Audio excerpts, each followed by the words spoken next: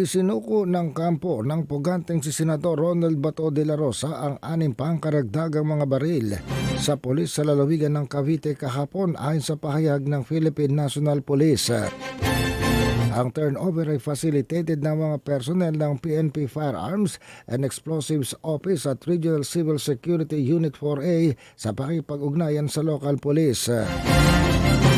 Tinanggap ang mga baril mula sa legal representative sa kanyang bahay sa Silang Cavite ni De La Rosa para sa temporary safekeeping kasunod ng established procedures, sabi pa ng pulisya.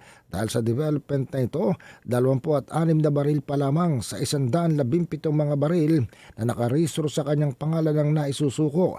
Ang unang 20 baril na na-turnover sa pulisya ay naganap sa Davao City noong June 11.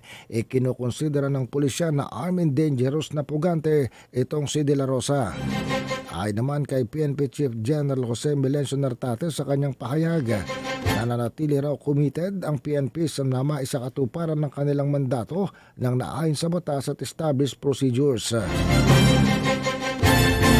Matatanda nung nakarang buwan ng Mayo, binawi ng PNP Firearms and Explosives Office ang license to own and possess firearms itong si De La Rosa. Ganon din ang rehistro ng lahat ng kanyang mga baril. Kasunod naman ito ng arrest warrant na hinaharap nito laban sa International Criminal Court at ang pagtakas itong si De La Rosa sa kanyang pananagutan. Huling namataan si De La Rosa ang umalis ng Senado at nagtago na simula noong May 14 kasama si Senador Robin Padilla na nagsabing nakisakay lamang daw sa kanyang kasakyan itong si De La Rosa at bumaba sa Makati City at hindi na raw niya alam kung saan ito nagtatago.